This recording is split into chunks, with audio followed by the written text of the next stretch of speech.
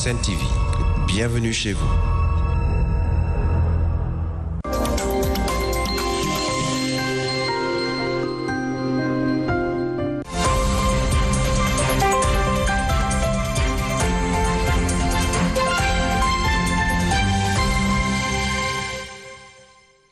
Voilà, c'est parti pour la matinale sur la Sen TV. C'est du lundi au vendredi, 6h30, 7h, avec la bonne équipe qui s'installe pour vous servir à votre dose matinale. 5e et dernière incursion de la semaine. Bon réveil matinal à Fabrice. Merci à vous, Mambaï. Bon réveil matinal à vous également. Et bien entendu, bon réveil matinal à ceux qui nous suivent ce matin. C'est vrai que nous avons eu un réveil assez brutal. Vraiment. Donc la mort a encore frappé.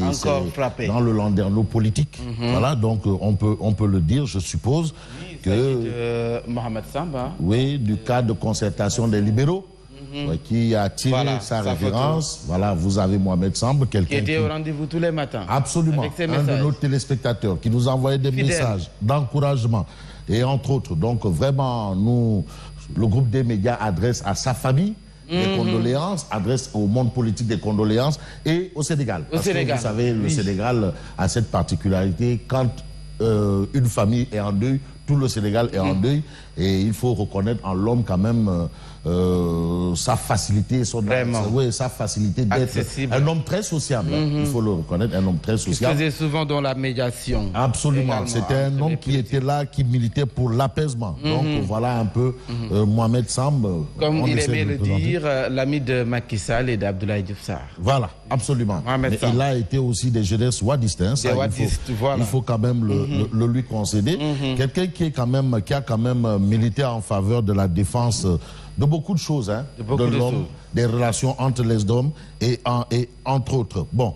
Et la vie, elle est ainsi faite, on n'y peut rien. Alors, vous avez également, bien entendu, Galotal, wadiste, qui aujourd'hui adresse des condoléances et qui semble surpris de cette information. En effet, c'est le cas de le dire.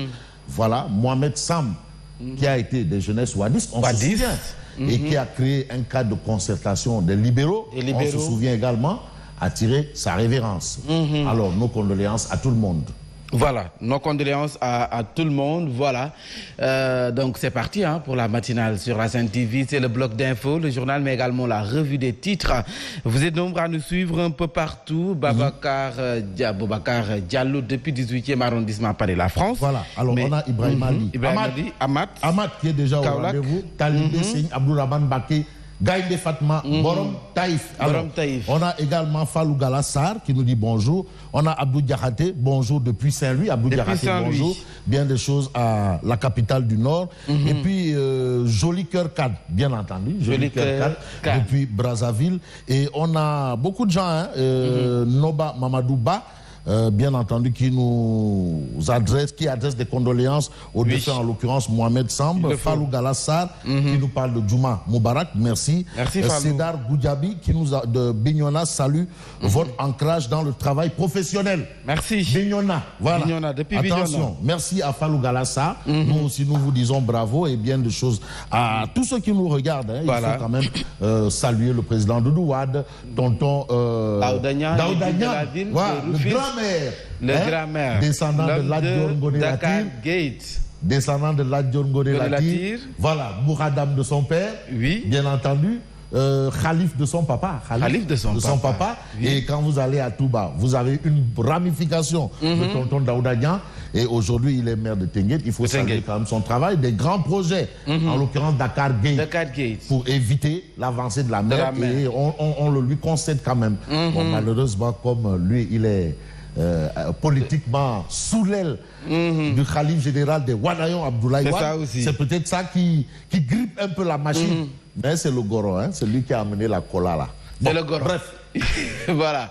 Il y a également Babacar Dieng, le futur maire de Rufisque. Babacar Dieng, Est. De Rufisque Est. Ah non, parce Babacar, je vous donne l'info. Voilà, Babacar Dieng. C'est mon ami, Babacar Dieng. En tout cas, la mairie centrale là, c'est à débattre, parce qu'on ne va pas prendre la mairie de Tenguet et donner ça à des mains inexpertes. Ah oui, parce que l'histoire de Tenguet, quand même, avec les maires de Tenguet... Il y a beaucoup de prétendants. Ah non, il faut bien... Beaucoup de prétendants. Non, il faut passer au tamis. Parce beaucoup de prétendants. On ne peut pas prendre peut-être un Rousmaniap pour succéder à Tonton Daouda Niang, avec la vision et un peu le prestige qu'il a donné à cette mairie-là. Beaucoup de prétendants. Bon, d'accord, ils ont tous droit, parce que c'est normal. La mairie, c'est la mairie des Sénégalais. C'est ça. Voilà, une élection locale pour reprendre le professeur Marie-Théo Niane, ce sont les populations à la base. Donc, il y a nos partis politiques négoutis. C'est pas l'affaire... Non, c'est la proximité. Mais c'est vrai que ce sont les partis politiques qui mènent un peu la cadence. Mais localement parlant, il y a nos partis politiques négoutis. Parce que le professeur Marie-Théo Niane, on lui a demandé, mais oui, mais est-ce que vous avez l'aval de votre parti pour être maire de Saint-Louis? Il a dit, dette. Pas besoin de la Si c'est la mairie, ça n'a absolument rien à voir. Là-bas, bon, ce sont les populations qui désignent. Ah oui, parce qu'on ne peut pas empêcher aux populations de choisir leur édile. Absolument. C'est ça. Voilà, Bamba Fall. Bamba partout. Jack Bauer. L'ami de Jack Bauer. C'est le grand pote là. Aïe Khadid. Des amis. Oui, non, bah, c'est des amis.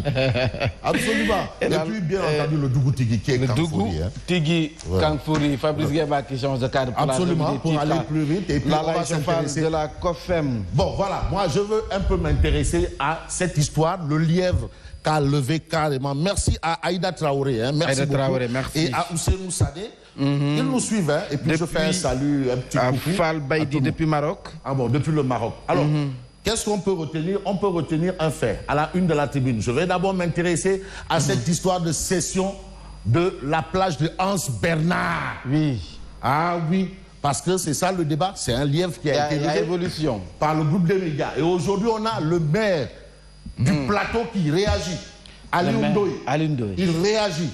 Et aujourd'hui, Ali Ndoye veut des clarifications. Oui, il le faut. Ah non, mais si Ali Ndoye veut des clarifications par rapport à quelque chose qui doit se passer dans sa commune, alors maintenant, comment on fait? Parce que là, quand même, monsieur le maire, là, il y a un problème. Le citoyen lambda. Ah oui, si monsieur le maire veut des clarifications, ça veut dire qu'il ne sait pas. Donc là, il y a une bizarrerie. Ça, c'est clair. Voilà, parce que là aussi, monsieur le maire, on veut des clarifications, par rapport à votre demande de clarification. Pourquoi vous voulez des clarifications? Des clarifications par rapport à sa demande de clarification. Il faut qu'il nous clarifie par rapport à sa demande de clarification. Ouais, ah, ben c'est bizarre.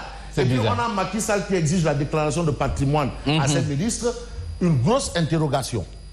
Volonté de transparence ou désir de tenir ses troupes en laisse. Est-ce qu'il a envie de mettre le grappin? Voilà. Donc ça, c'est une interrogation. Mais il y a un autre problème, Mambaye. Oui. Mais le Sudgist, le bras de fer Sudgist et le ministère de la Justice. De la Justice. Ah, ça va chauffer des... Ah bon? Ça va chauffer. Parce qu'aujourd'hui, la tribune nous dit qu'il y a eu une solidarité syndicale. Et qui entre dans cette danse-là. Dans cette guerre-là, aux côtés du Sudgist, les Gassem. Waouh! Renfort de taille. Ça, c'est ce qu'on appelle un renfort quadruple XL. Ah oui, parce que aussi les travailleurs de la santé veulent certains documents au niveau de la justice. Ils veulent beaucoup de documents et ils ne peuvent pas les avoir, donc ils disent non, attends. Les justiciables souffrent. Ah oui,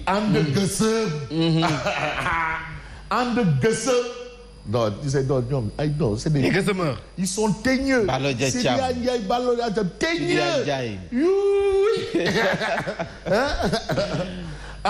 Ça soutient le Sudgist et cloue au pilori le ministre Maître Malick Sall. Maître Malick Sall. Non, Maître Malick Sall. En tout cas, il dit l'application du protocole d'accord signé depuis 2018. Waouh! Instant mi bëgg bëre waaw Kongol Kondiam parce qu'ils ont dit il faut ajouter donc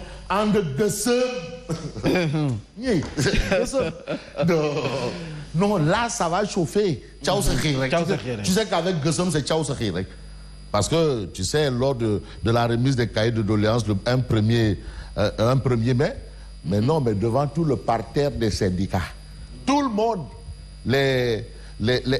ceux qui sont dans la lutte des places. Oui. Voilà. Et ceux qui sont dans la lutte des classes. Des classes, places et des classes. Et le président, il regarde à gauche et à droite, il dit, gars, il dit, Ah non, ça c'est un aveu.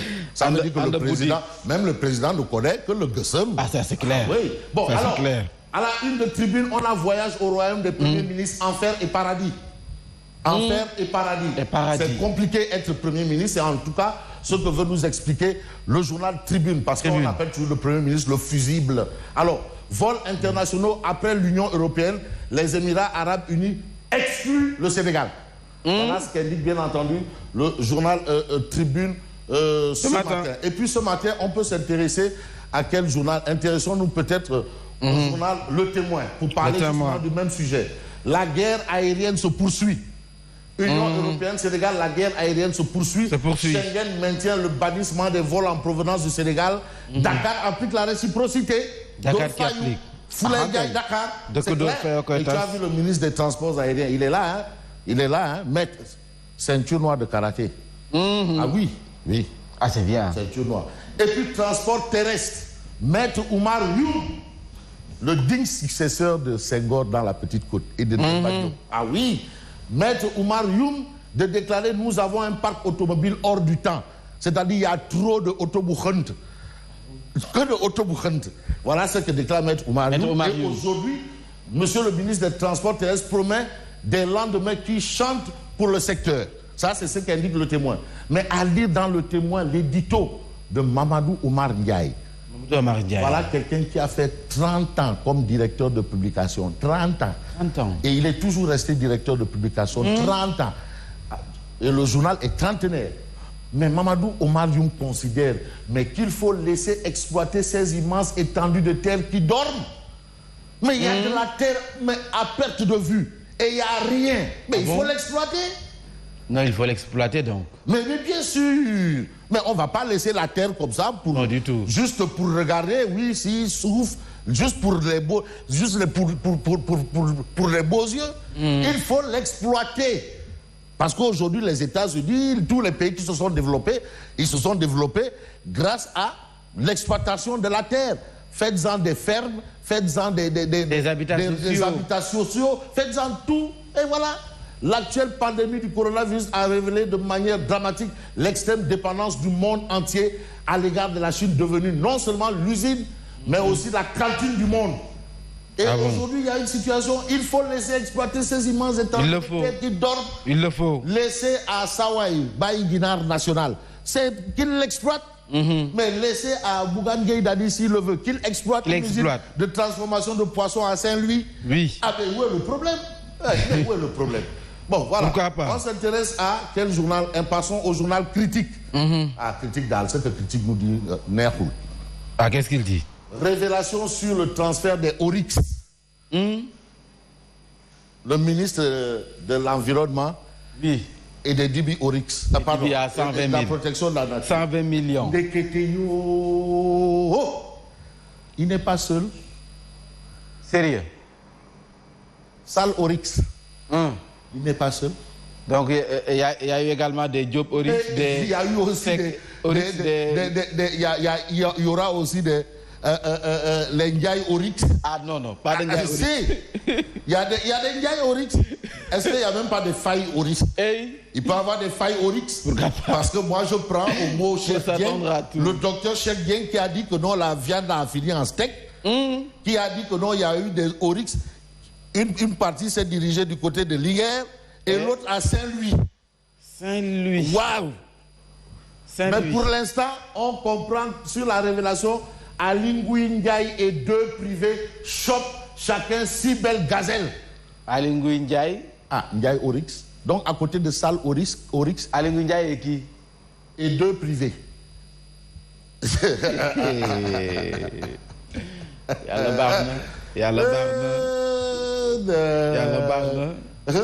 bilaay Sénégal am na jàmm de. Sénégal am na jàmm. Yàlla yokk jàmm Sénégal waaye. Yàlla yokk jàmm Sénégal.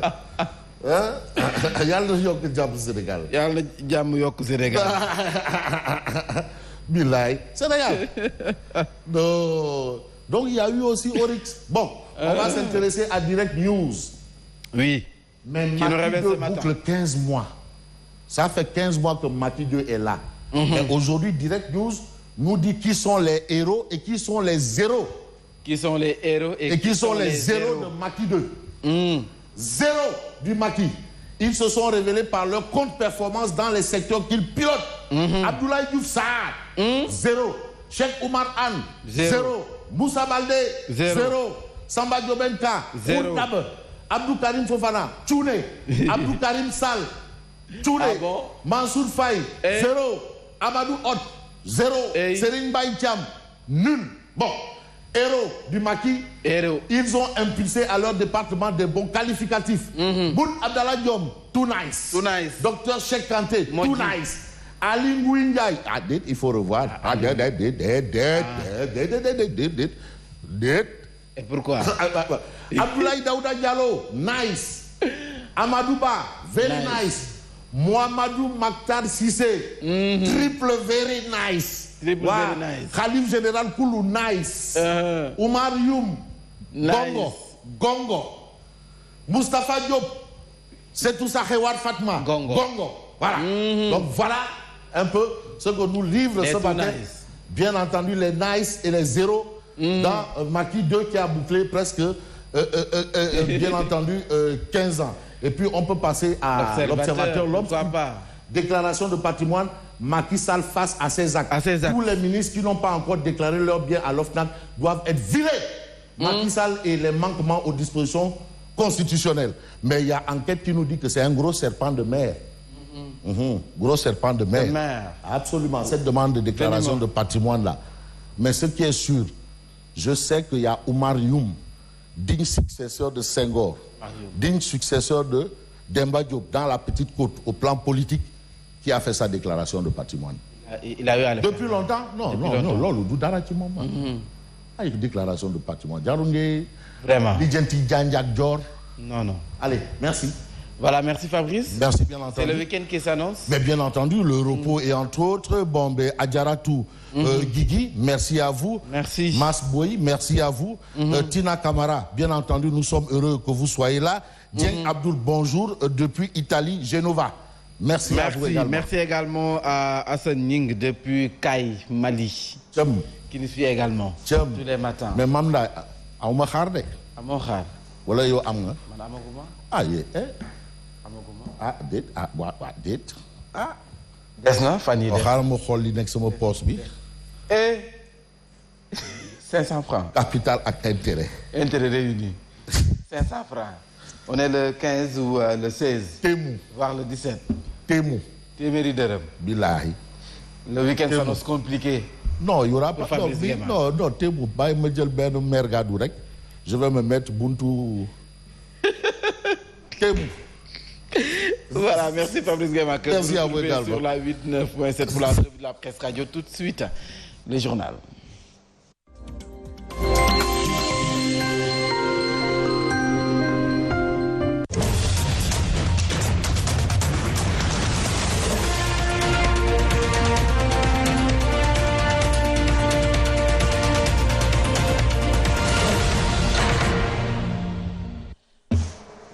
Voilà, vous suivez la matinale sur la Sen TV, le flash que nous démarrons avec cette très mauvaise nouvelle. Il s'agit du rappel à Dieu de Mohamed Samb, responsable politique, leader du cadre de concertation des libéraux. Donc, réveil qui a été plutôt brutal ce matin avec la disparition de Mohamed Samb, responsable politique, leader du cadre de concertation des libéraux. Nous allons y revenir certainement dans les prochaines éditions.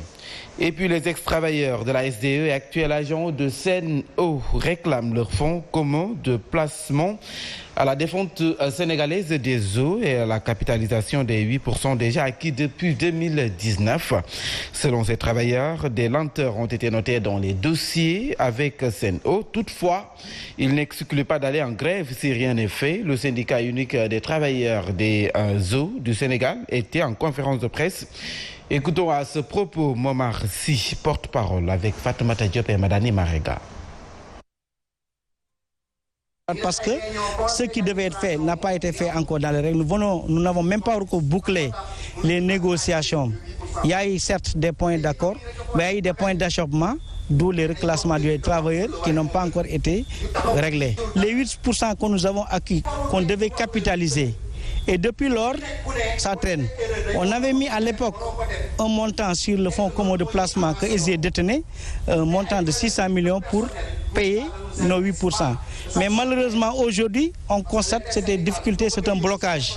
Et d'où on est aujourd'hui en train de trouver des solutions, et voies et moyens pour pouvoir capitaliser ces 8%. L'actualité, c'est également l'Union européenne qui a mis à jour la liste des pays à l'égard desquels les États membres devraient donc progressivement lever les restrictions de déplacement aux frontières extérieures, mais le Sénégal n'en fait pas partie. En plus clair, seuls l'Algérie, le Maroc, le Rwanda et la Tunisie sont les pays africains qui ont donc été admis. Plus de détails avec Fatoumata Diop.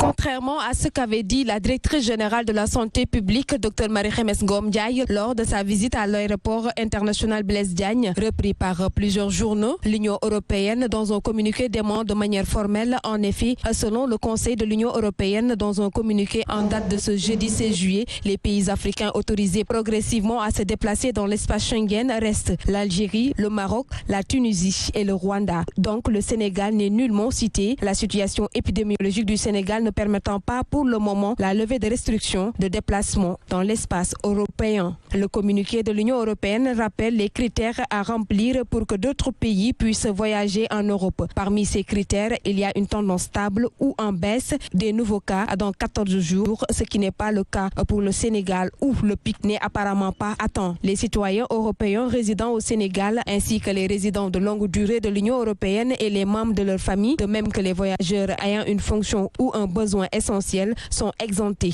de ces restrictions. La question qui se pose aujourd'hui est comment une professionnelle de la santé peut annoncer ce que ni le ministère des Affaires étrangères du Sénégal ou encore moins le